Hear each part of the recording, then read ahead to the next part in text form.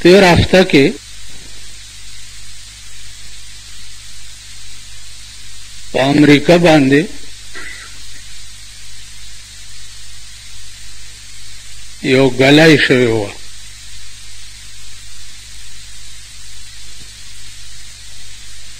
نو هغه د غلای یو کاڼی چې و هغه 15 کیلو و.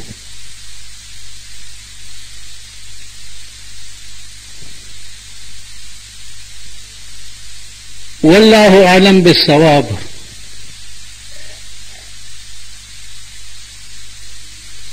چې څومره دنیا یې تباه کړې ده او څومره دنیا یې مسمار کړې ده.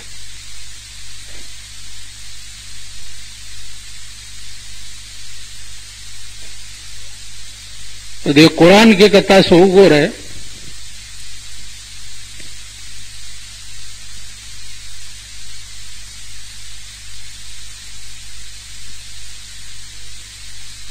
سورۃ رحمان کی یو آیات تے یسألہ من فی السماوات والارض کل یوم هو فی شأن. کل یوم هو فی شأن د دې دا معنا ده چې هر ورځ د الله په یو نوي شان کې.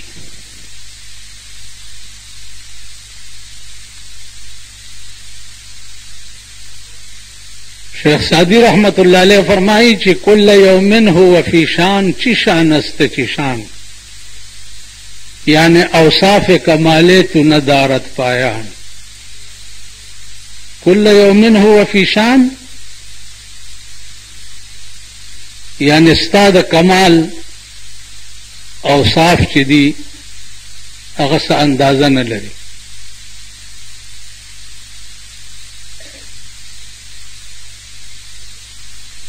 نو عزیزانو عرض میں داو چې هر ورځ د الله نوې نوې شان، هر ورځ د الله نوې نوې کاری.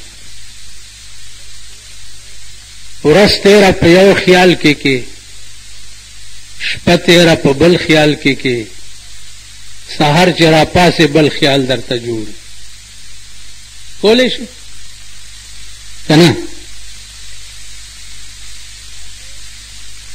تا ته هیڅ معلومات نشته، هیڅ علم درته نشته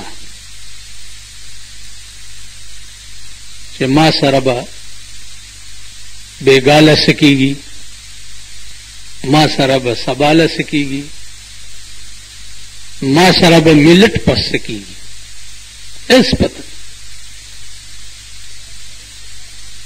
دا ټول اختیارات او ارادی چې دي دا صرف او صرف د پروردگار عالم په لاس کې دي، دا د بنده په لاس کې نه دي. نو الله پاک که کمزور را روی شي، کمزور ہے، نو الله نن په پاکستان کې وګوره څومره غټ غټ رانیولي دي، د خلاصولو درکې لګي.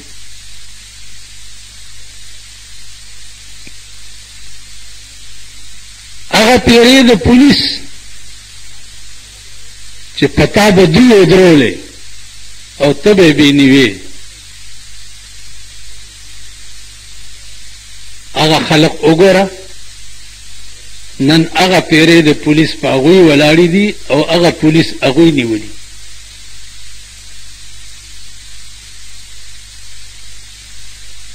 دا الله پاک هر ورځ نوې نوې شان درته ښیي چې ته دا خیال نه کړې چېرته چې زه زورور نشم رانیوی، دولتمند نشم رانیوی. یو دوه کسان یې نیولي دي،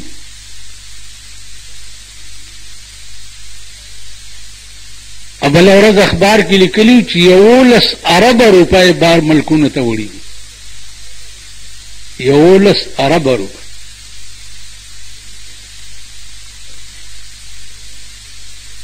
نو 11 ارب روپۍ چې چا سره یې هغه څوک نیویش بغیر د خدایه. په همدغه بني آدم خدای درته راونیو او درته یې ښیي چې دا وګوره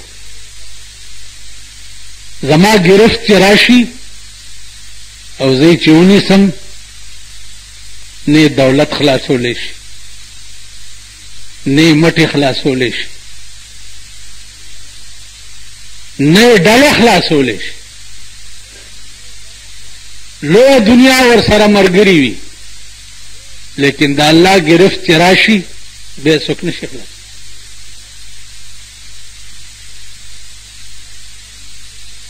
قرآن کریم کی یو صورت تے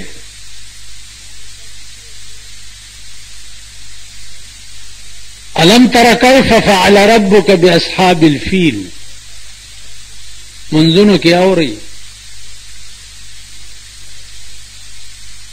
افسوس دا دی چې دا ټول عبرتونه به تاسو ته پته وي او که تاسو له غوندې د قرآن سره اشنایي جوړه کړې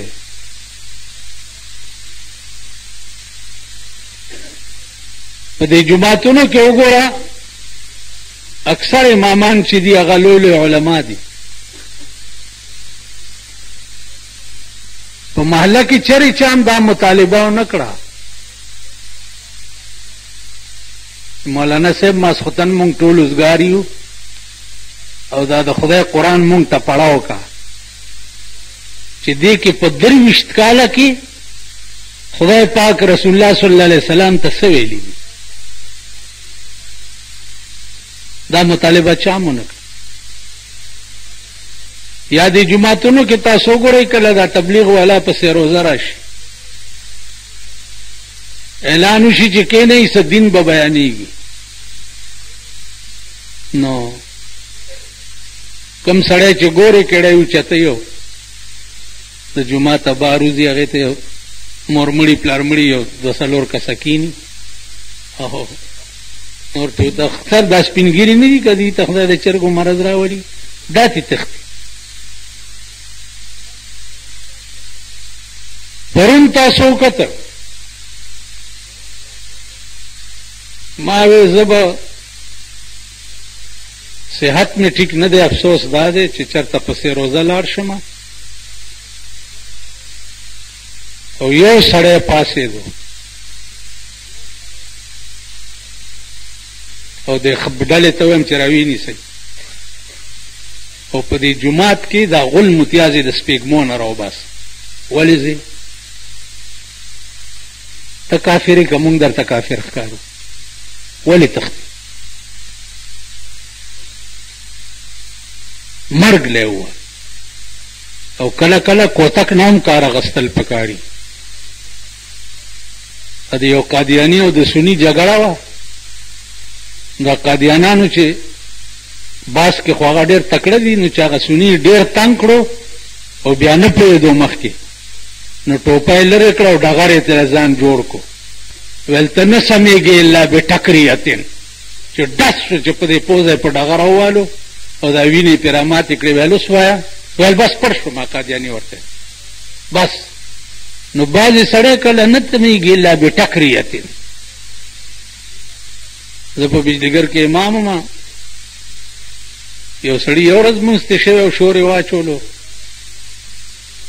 بله ورځ مونځ ته شوی ویل دا څوک دي چې راشو مونځ شوی چې راشو مونځ شوی ماله خو ټایم شوی که نه ته څه د افلاطون یې دا زما کار دی ویل چې مونږ راغلي ته به نه کې مونږ په جومات کې مې راونیو په لټو پې وختم بیا مې د جومات د کړکۍ نه بار وغورځولو او ورپسې مې ورټوپ کړو بار پې په لټو وختم. هغه ورځ او تر مرګه پورې بیا جومات ته رانغی نه داسې خبیثه ډو جومات کې پرېښول نه دي پکار. جومات ته چې راننوځې خدای دې خلاق کا چې هلاک شي ته به ځان مجرم تصور کې دا د خدای عدالت دی دا د خدای دربار دی، دا داسې چې ورته ودرېږي د دې دا معنا ده چې خدای د ټولو ګناهونو پیټه مې په سر کېښو او تا ته ودرېدم معافي غواړم. نو چې دا تصور د چا نه به نورې کړتې وکړي په جومات کې، خبره کوئ که نه؟ کړک به وکړي. ته چې د مجسټریټ عدالت ته ننوځي او پیشي وي څنګه ولاړې لکه د سپي غوندې؟ پولیس تانې ته چې ورننوځي د تانېدار SHO صاحب په مخ کې ولاړې څنګه ولاړې لکه د سپي غوندې؟ ته د خدای کور ته راغلی دلته بدماشي کې او ځان نه د افلاطون جوړ کړی دی؟ نه، په دې دروازه چې راننوځي نو ته به وایې چې خدایه مجرم یم، ډېرې غلطۍ او ډېر ګناهونه مې کړي دي، معافي غواړم. په دې دروازه چې راننوځي نو غلی به یو طرف ته کښېنې